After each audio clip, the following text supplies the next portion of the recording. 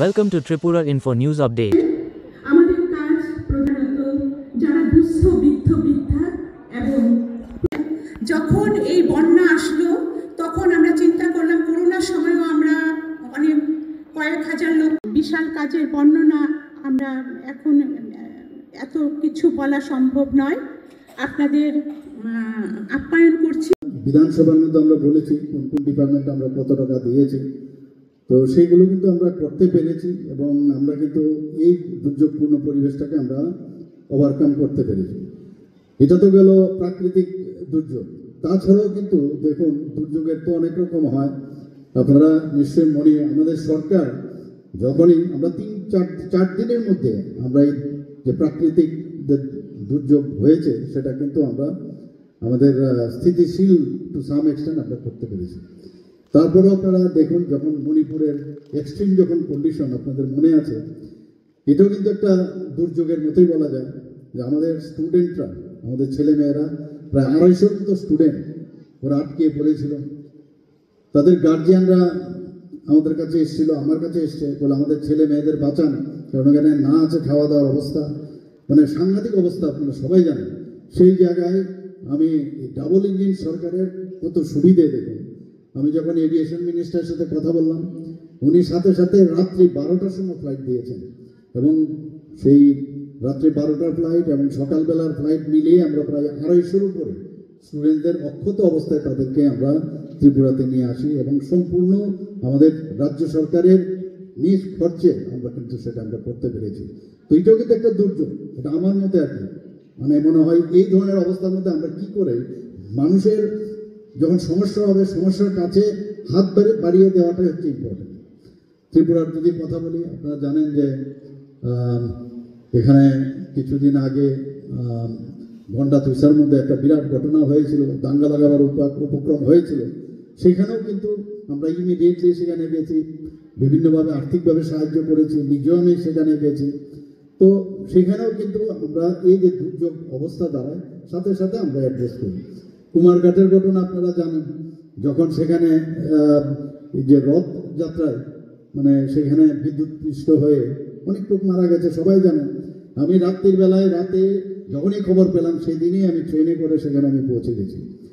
এই ধরনের যখন ঘটনা হয় তখন কিন্তু কিভাবে মানুষের কাছে যাওয়া সেটা আমাদের এই সরকার কিন্তু আমরা যতটুকু আমরা চেষ্টা করেছি সেখানে গিয়ে ওই সমস্ত এরিয়াগুলো দেখলাম, তদন্ত কমিটি করেছি এবং যা যা আমাদের হেল্প করা সরকারের তরফ থেকে সেটাও আমরা করেছি। মাননীয় প্রধানমন্ত্রীজিও হেল্প করেছেন।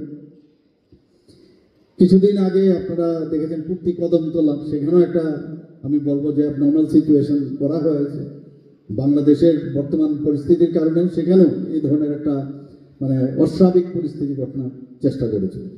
এখান থেকে আমার বলা হচ্ছিল যে যদি মানে ফায়ারিং যদি না করা যায় তাহলে কোনো অবস্থায় কন্ট্রোল করা যাবে।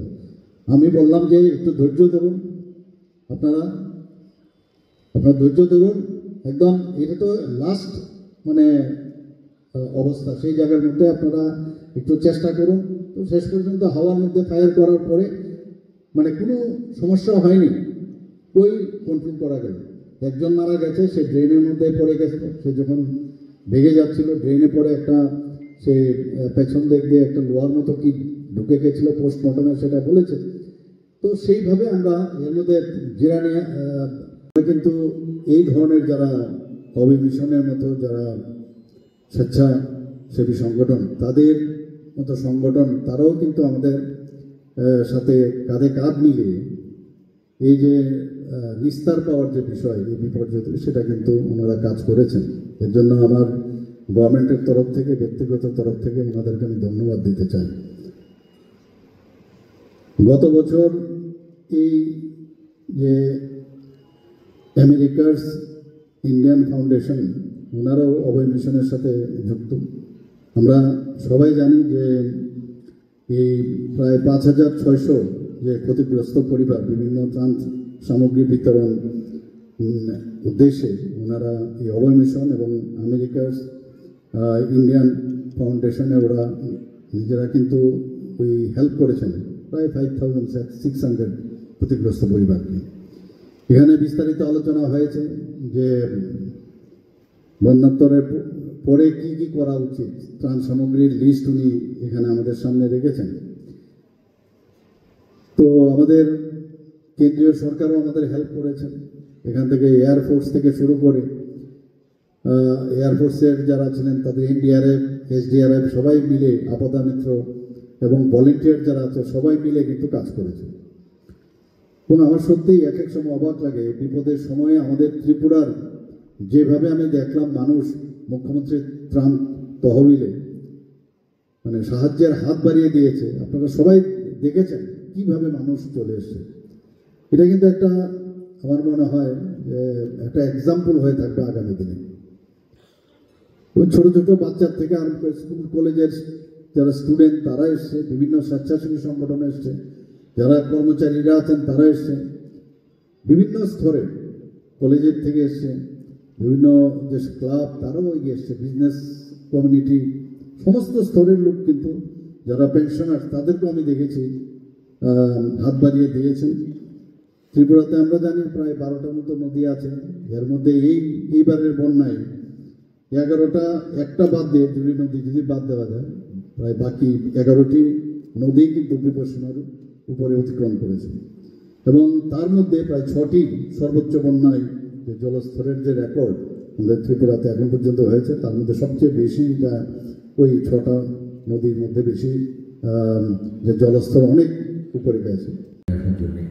Shrimati Bithika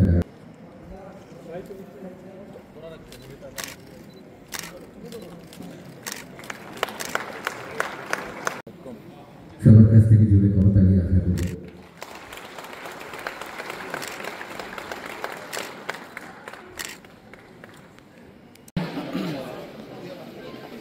Now it's time. We are going to enjoy. Subscribe to Tripura Info and press the bell icon so that you never miss any latest updates and news on Tripura.